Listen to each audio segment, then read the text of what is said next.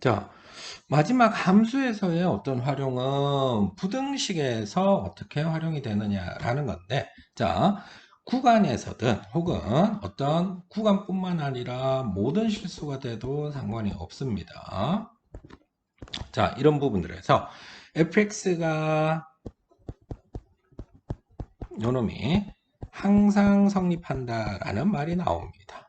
자, 그러면 항상 성립한다라고 했을 때는 자, 이 fx가 가지고 있는 어떤 값들도 전부 다 0보다 크거나 같아야 되니까, 따라서 fx에 뭐가 fx 중에서 가장 작은 최소값 자체가 0보다 크거나 같다라고 이야기해 주면 돼, 이 말입니다. 그럼 결국 이 부분 부등식이 나와 있지만 우리는 뭘 통해서 극대극소를 계산해서 최소만 구해주면 돼, 이 말이 됩니다. 자, 요거 내용을 똑같이 이야기를 해줄 수가 있는 거고, 그 다음 반대로 똑같은 내용들을 가지고 이제 함수가 양쪽으로 어떤 함수 fx가 gx보다 항상 크거나 같더라라고 주어져 있다면, 자, 이때는 fx-gx가 항상 크거나 같으니까 우리는 y fx-gx 요놈의 최소값을 구해서 이 최소값이 항상 0보다 크거나 같다라고 이야기를 해주면 돼, 이 말이 될 겁니다. 자, 그래서 주어져 있는 어떤 문제들에서는 특별한 형태들 없이 그냥 단순하게 최대 최소를 통해서, 자, 여기서는 부등식 활용은 결국은 어떤 거?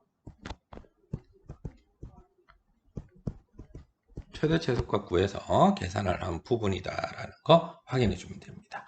자, 그럼 한 가지만 이런 게 있습니다. 자, 임의의 두 실수. 네. 자, 조금 전에 이야기한 거하고 달라. fx가 gx보다 항상 크거나 같다가 아니라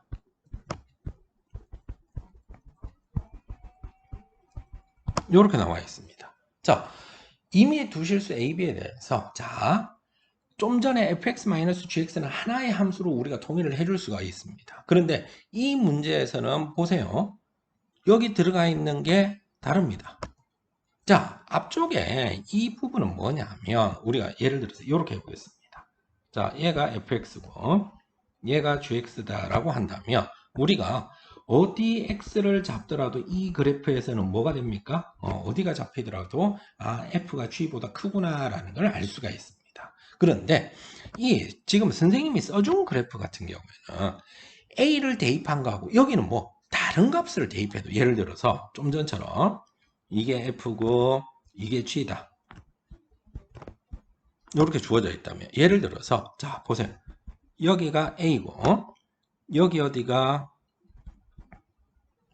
b라면 fa g의 b, g의 b가 더 클 수도 있다는 겁니다. 그래서 실제로 첫 번째 식은 가장 일반적인 하나의 함수로 통일을 해줄 수가 있는 거지만 여기는 두 가지 값이 들어가기 때문에 이 그래프가 아니라, 자, 어떤 그래프냐면 이런 겁니다.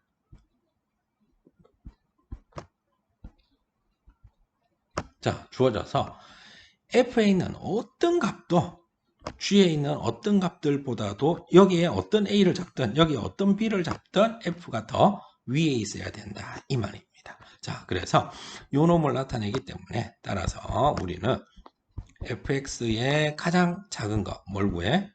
최소값을 구하고 gx의 뭘 구한다? 가장 큰 최대값을 구해서 그 최소값이 최대값보다도 크거나 같다라고 풀어주면 돼, 이 말이 될 겁니다. 자, 요거 하나는 내용을 조금만 추가를 해놓고 부등식을 마무리할 수 있도록 하겠습니다. 자, 그러면 이렇게 부등식에 대한 이야기 마무리를 하고 나면 마지막은 이제 속도 가속도, 이 부분은 이제 다른 얘기입니다. 다른 얘기. 지금까지는 y fx라는 함수에 관한 이야기였다면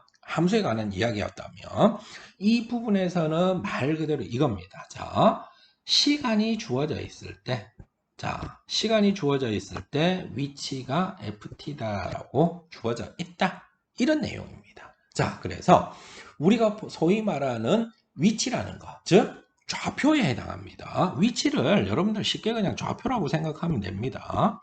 그러면 t초일 때 좌표가 어디야? 라고 함수를 줬다 라고 생각을 해주면 될 때, 이때 자 그러면 위치가 바로 ft다라고 이야기를 한다면, 자 이때 이 위치를 t에 관해서 한번 미분을 했다. t에 관해서 한번 미분을 했다. 여러분들 잘 알고 있는 것처럼 속도는 시간분의 거리, 이런 이야기들 많이 아마 썼을 겁니다. 그래서 시간과 그 다음 위치의 어떤 비율을 가지고 이야기를 하니까 변화율, 시간에 대한 변화율이다라고 우리가 이야기를 할 수가 있는 겁니다. 대한 변화율.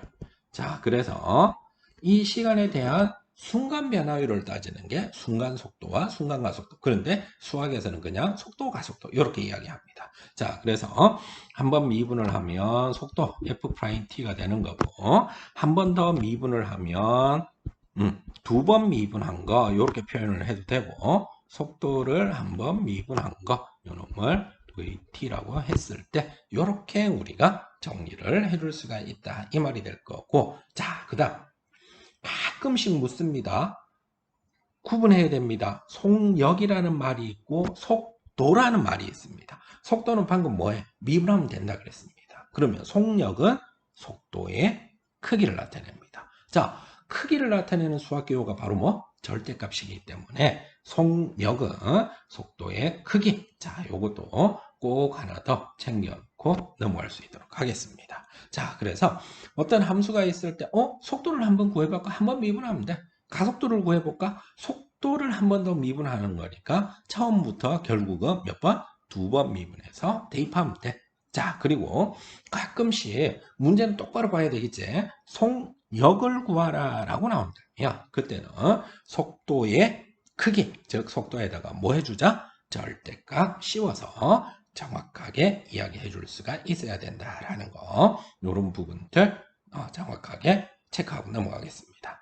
자, 그러면 좀 전에 이야기한 것처럼 위치가 주어져 있을 때 시간에 대한 변화율이 바로 속도와 가속도 이렇게 부릅니다. 그러면 시간으로 주어져 있을 때 여러 다양한 것들의 변화율, 이런 것들을 이야기를 할 수가 있는데, 첫 번째 길이의 변화율이다. 자, 여러분들 잘 알고 있는 것처럼 바깥에 내가 가만히 서 있을 때 시간이 지남에 따라서 내 그림자 길이가 어때?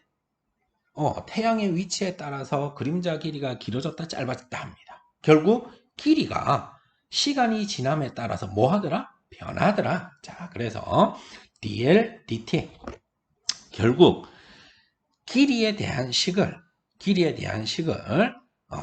t에 관해서 미분 한번 해줄게. 자, 그 다음 넓이의 변화요.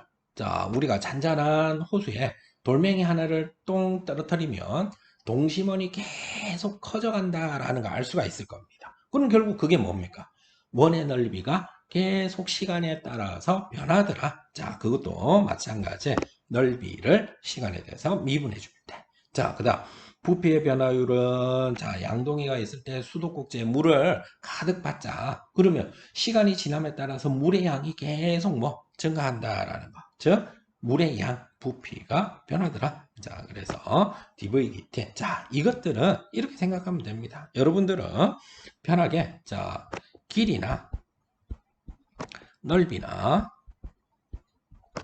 부피를, 자, 바로 t에 관한 식으로 표현을 해줍니다. 자, 그러면 길이나 넓이나 부피를 t에 관한 식으로 표현을 하고 나서 t에 관한 식으로 주어져 있으니까 이놈을 시간에 대해 시간 t에 대한 미분을 한번 해주면 바로 시간에 대한 요놈이 시간에 대한 변화율이다 라는 거 이야기해 줄 수가 있습니다. 자, 그래서 우리가 주어지는 부분들을 길이나 넓이나 부피가 각각 t에 관해서만 표현을 해놓고 나면 결국은 이렇게 보면 됩니다. 중간에, 자, 예를 들어서 어떤 변수가 자, 1초에 3씩 증가한다. 바로 t초일 때 값들을 가지고 t에 관한 식으로 표현을 하는 겁니다. 자, 1초에 3씩 증가하면 t초일 때는 얼마? 3t가 되겠지. 그리고 처음에 3부터 시작을 했대. 그래 놓고 1초에 2씩 증가한대. 자, 처음에 3이 있었어. 그 다음 1초에 2씩 증가하면 t초 오면 2t만큼 증가하는 건데 처음 출발이 뭐? 3이 있었으니까 t초 후에는 2t 플러스 3.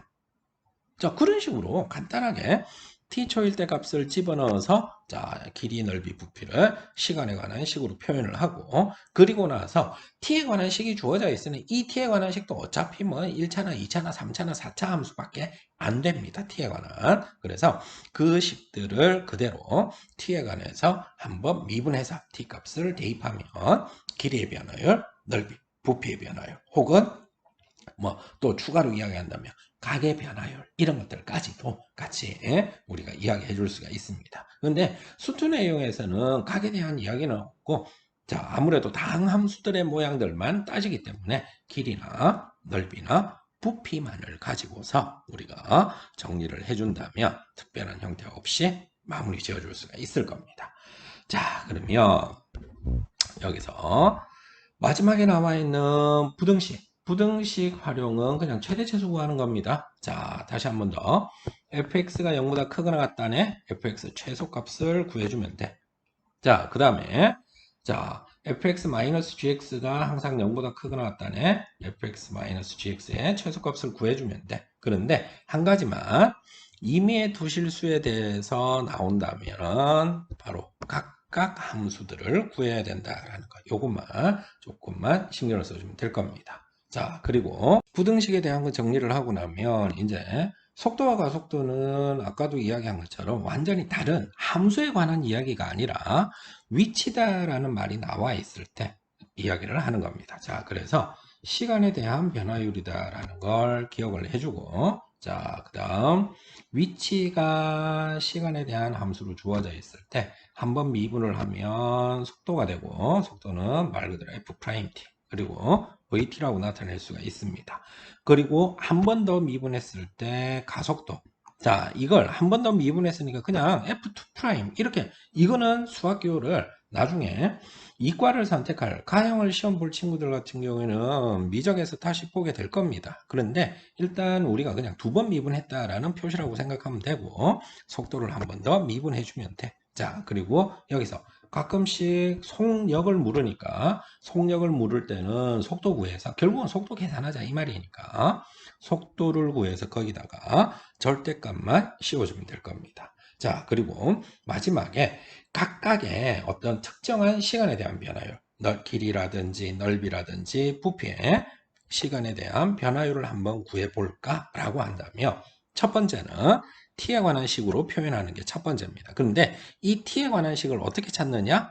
t초일 때 값을 대입을 해서 t에 관한 식으로 t초일 때의 변수들을 대입해 주면 돼. 그리고 나서 시간에 대해서 한번 미분해주며 미분한 결과 그 값을 우리가 시간에 대한 변화율이다라고 불러준다는 겁니다. 자, 그러면 실제 속도와 가속도는 어떻게 보면 나형을 준비할 친구들한테는 내용이 그렇게 복잡한 건 아닙니다. 단순하게 수직선상에서 앞뒤로 왔다 갔다만 하는 형태가 되기 때문에 다른 활용도 그렇게 많지는 않습니다. 그래서 여러분들은 속도를 구하라 하면 위치가 주어져 있을 때 한 번 미분, 가속도는 두 번 미분, 속력은 속도의 절대값만 씌워주면 돼. 그리고 길이, 넓이, 부피 이것들은 길이나 넓이나 부피는 다 주어져 있어. 그 값들에서 미분을 해서 대입한 게 바로 길이 혹은 넓이 혹은 부피의 변화율이 된다라는 정도만 간단하게 알고 있으면 됩니다.